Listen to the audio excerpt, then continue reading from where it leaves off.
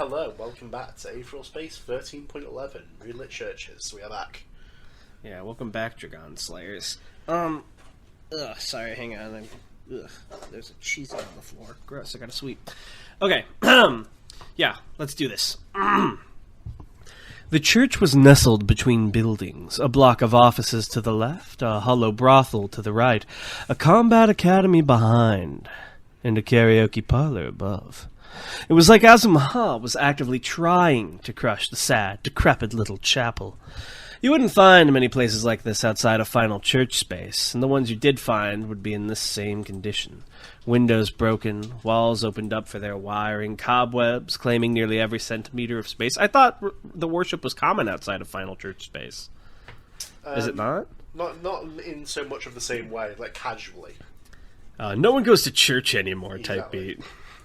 There had been a period when genuine Superbian doctrine had enjoyed brief popularity inside some parts of the Supremacy, but that time had long since passed. Still, the atmosphere was impeccable. Gretchen and the Silver Saint flanked Aklyma as she strode up the steps into the chapel, pushing open the great wooden doors with aether-infused strength. Even over the chaotic sounds of the streets behind them, the pained creak of neglected sanctuary was clearly audible. Even Gretchen had to admit, this felt like they were walking into a horror videograph. But they'd come prepared. She had an arsenal of aether armaments with her, and the Silver Saint was equipped with an absurd range of capabilities. Plus, Aklyma's ability made her basically invincible against other aether users. Why, then, did sweat still dance across her throat? Eli Massador a hard Aklyma counter? He would win. They stepped inside the church, the doors sliding shut behind them. And look, that's true because her one attack is OP against Aether users, but it doesn't do anything to non-Aether users, exactly. Right? Apart from normal Aether-infused strength and stuff. And she hasn't let Musashi chain her because she's being all moody. They stepped inside the church, the doors sliding shut behind them, and looked towards the head of the empty room. There, sitting atop the lectern, was the person they'd come here to meet. The person who was exactly what Gretchen needed. Wait, so Musashi will just win. All he has to do is not use his Aether against her in the final fight. So Dragon's the real final boss. Dragon Hadrian. He regarded them with cold blue eyes as they approached, passing pew after pew as they made their way towards them. Once they were a few meters away, he raised a warning hand. They stopped. Aklyma swallowed. Dragon Hadrian? She asked. Hadrian blinked. What an honor it is to meet the Supreme Heir. You're very brave, and you're very stupid. Tell me. Electric blue aether crackled around his hand, concentrating in his palm. Gretchen understood at a glance. This was his ability, his Gemini railgun ready to fire. Why shouldn't I just kill you now? Hadrian finished. Morgan winced as the medical automatic scanned his head for lasting damage. A second later, the display atop its head dinged green, a clean bill of health. Musashi let out a sigh of relief. They had that, at least. Explain to me again, he said, standing over Morgan. What happened?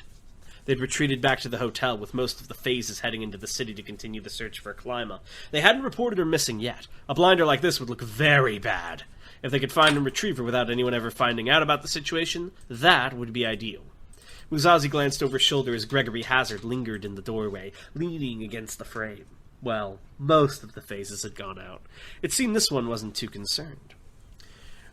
When the trouble started in the arena, Morgan explained, hunched over on the couch, we started moving Aklyma to one of the panic rooms. I turned my head for a second, and I guess something must have hit me. I can't do the voice, nor am I going to try all in, but in my head, Morgan sounds more like Asterion than what I can do. If that makes sense. The name's Asterion. Morgan shook his head. Nope, knocked me right out, though.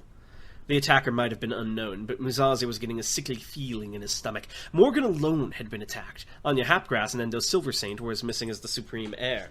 Given the circumstances, there was an obvious conclusion. Aren't there more phases than that? Yeah, but they were the rest were with Musashi. Aklyma and her people had knocked out Morgan so that he couldn't monitor them. What were they doing then, out there in the city? What were they plotting? What was so important? You rest here for the time being, Musashi said after a long moment of consideration. Me and Mr. Hazard will head out to search as well. Morgan sat up. "But if a climber arrives back here," Musashi said firmly, "I don't want the place empty." As Musashi left the room, well, he's already failed the defender once, so not sure what help he'll be. As Musashi left the room, Gregory followed after him, letting the door slide shut behind them. Cool red eyes regarded Musashi. No words exchanged, even as they got into the elevator and tapped the screen to descend. It was only when the elevator doors closed that Gregory finally spoke up. "Explain something to me," he said quietly. Musashi glanced at him. "Very well. What is it?" There was little emotion in Gregory's placid voice.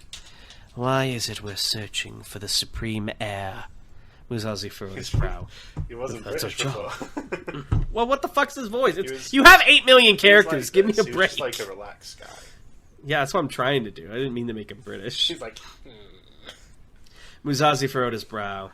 "That's our job. We're the 8 phases of the turning of the air. We'd hardly be good bodyguards if we simply allowed her to wander around on her—" "No," Gregory interrupted. "That's your job. Maybe Hapgrass and Silver Saint's job, too. Everyone else's job is to do what you say, and what you're saying isn't what you're thinking." A harsh quiet settled over the elevator, and Musashi narrowed his eyes as he looked at Gregory. "And what exactly is it that I'm thinking, according to you?" "Imagine if the heir did go missing down there in the city, and nobody ever saw her again. These things happen, after all. Wouldn't that be the best-case scenario for you, Commander?" "Excuse me?" "You should be telling us all to sit tight, wait in the hotel, lounge around, maybe even order pizza and wait for the news to come in. Or, well, not come in. That'd be even better. So you could just slip right through the cracks of history. It's less cruel, in a way." Musashi turned to face Gregory, his hand grasping at his side, ready to conjure a radiant and strike. "I think perhaps you've misunderstood my character," he said, a voice soft. Gregory's eyes flicked up, locking onto Musashi's. Even as he spoke harshly, his hands remained in his pockets, his posture utterly relaxed. "I'll be honest, Commander," Gregory said. "I don't like you very much. You're the sort of person who lies." "When have I lied to you?" "Not to me." Gregory shook his head. "I don't mind people who lie to others. At least they know what they're doing. But you're lying to yourself. Telling yourself you want to protect the heir. That is what you want, right? And you also want to defeat the heir and become supreme. They're mutually exclusive." "That's..." "Even if you don't kill her yourself, do you think supreme heirs last long once they've been supplanted? They become very inconvenient for a lot of people. Even if you don't swing the sword yourself, you're still signing the death warrant." Musashi looked away. It wasn't that Gregory was wrong, per se, but he didn't have the full picture. He didn't. "Murderer." "Tell you what," Gregory spoke up when no reply came. "Here's an idea. You stay here in the hotel. I'll go out into the city by myself, and when I find the girl, I'll finish her off for you." Musashi tightened his free hand, his jaw unclenched. "As I said, you have misunderstood me." "No," Gregory said. "I've understood you perfectly. You just don't want to admit all of this to yourself. It's idiotic, and it's holding you back." "Marie, what if..." White aether flashed, and a blazing radiant burst out of Musashi's hand. His half-face a mask of cold rage, matching the metal on the other side. He raised the weapon so quickly that no response was physically possible. The blade of heat held steady in the air, inches from Gregory's throat. "Listen carefully," said Musashi. Gregory did not say anything. It was far too dangerous a prospect. If he moved carelessly, he very well could have ended up cutting his own throat.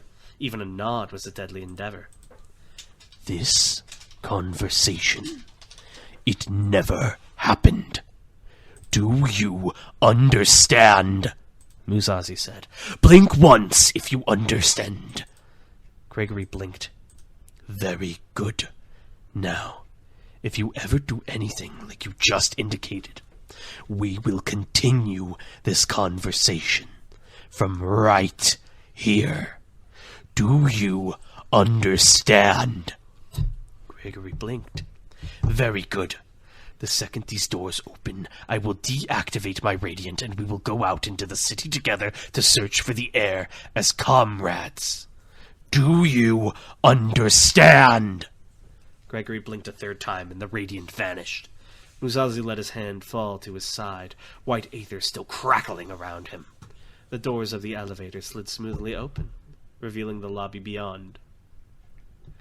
"Let's go," Musashi muttered.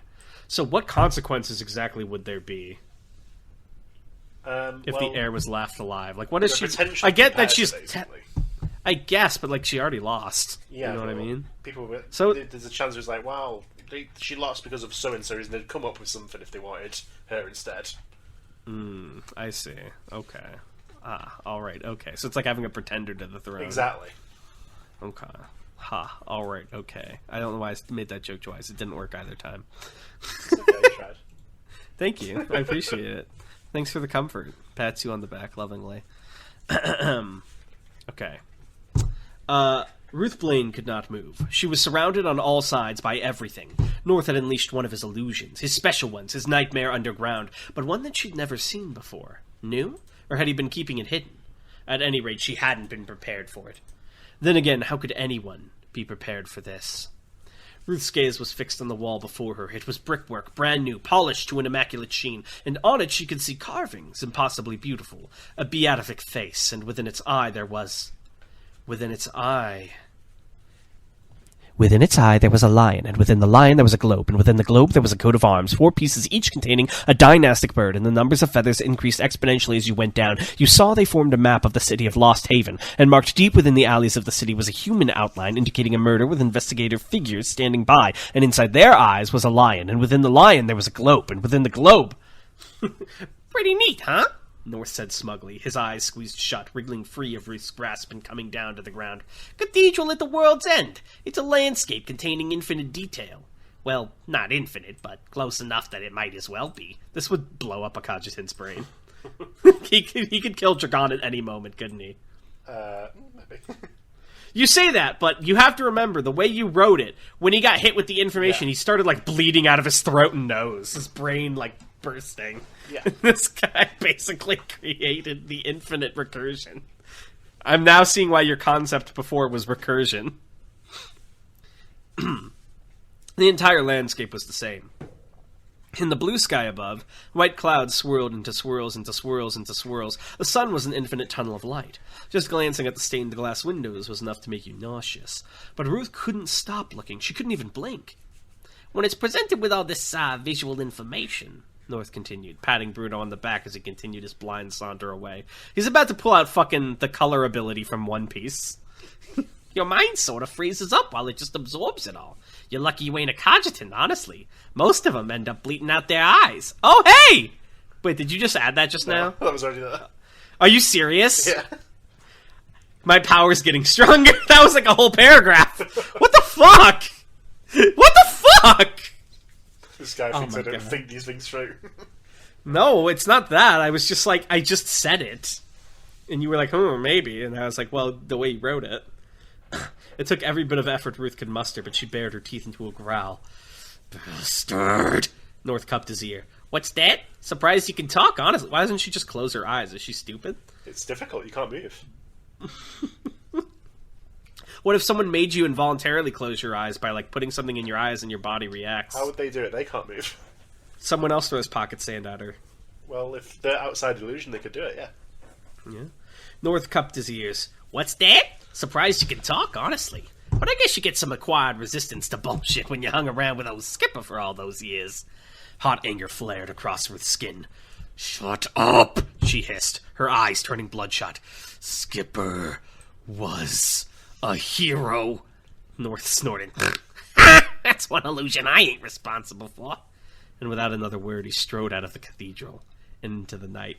No, Skipper was a hero! You're wrong, Tan! He is! He's my hero! Academia. Popcorn. A climber looked at the outstretched hand, the aurora of blue aether before her, the attack that could surely end her life. She swallowed, she clenched her fists, and then she stepped forward. You won't kill me, she said to Dragon Hadrian, because there's no profit in it for you. Hadrian raised a single silver eyebrow. How's that? Once I win the Dawn contest, I'll have to kill you anyway. Might as well get it over with. Exactly, a climber replied, her raised voice echoing through the church. You'll have to kill me at the end of the Dawn contest. It'll be just as easy for you then as it is now, so why not get some use out of me first? Slowly, Hadrian narrowed his eyes, cocked his head. He was looking at her like she was a landmine, an explosive he couldn't quite tell was armed or not. You're trying to trick me, he finally replied. The climber nodded. And you're trying to trick me. In the end, we will have to fight each other, but we can still help each other in the meantime. We have a common obstacle. The electric blue aether broiling in Dragon Hadrian's hand did not fade. The chaotic light of the energy danced across his face, casting mad and shifting shadows over his features. Only his eyes, pupils shining in eerie blue themselves, were clearly visible. The hand lowered. "A toy Musashi?" he finally asked. "That's right," Climber said. He doesn't trust me, but I'm close to him all the time. I hear things, see things. I can pass you information. I can give you the edge you need. Hadrian's gaze hardened to a glare. "The edge I need?" he said quietly. "What makes you think I need that edge?" The only one who decides what I need is me! Kills her instantly. Well, what you're actually saying, Hadrian spat, is that you think having to eventually fight me is better than having to eventually fight a toy Musashi. That's very bold. Clemmer stood tall, a smirk forced onto her face. "I'm very bold." That same smirk was mirrored off Hadrian. Not a skirk, a smirk. "I'm sure you think you are. But you don't really understand what that looks like, do you? Here, let me show you." The smile disappeared from his face, and without another word he raised his hand once more. In that same instant the confidence vanished from the climber's face. In that same instant her eyes widened to saucers. In that same instant she took a step back, and in that same instant a piercing noise rang out through the church. Screech! The climber stopped. Her one step back was not followed by a second. Her wide eyes stared only into empty space. Her panicked expression remained frozen on her face. Her entire body remained frozen, like she'd suddenly been turned into a statue. Hadrian narrowed his eyes. "What have you done?" he asked.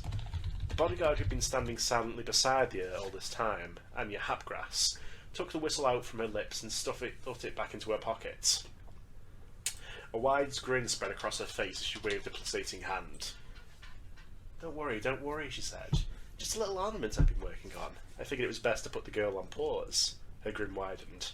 "So you and I can begin the real negotiations." Ooh. Well. The fucking anti-Musashi League. League of Super Evil? Oh, I love it. Alright, we have a question, I believe. Absolutely. I saved one for this scenario. Aetheral... Oh, God damn it, I keep clicking the wrong server. Aetheral Space. Ainsworth asks... Before the finale of Arc 10, Musashi thought that the reason he was able to see Negan rush was because of some weird Aether ability. So is an ability like that possible, haunting someone after death? Absolutely. It would be like a virus infecting their Aether, and it just makes them hallucinate, basically, it would be. Or just or you imbue your consciousness as like a loose entity. Yeah. Oh, that's fucked up. Like it hitches a ride in their... Like it doesn't take them over, but it hitches a ride in the back of their head forever. Oh, that's fucked. Alright, well thank you guys for watching, and we'll see you next time.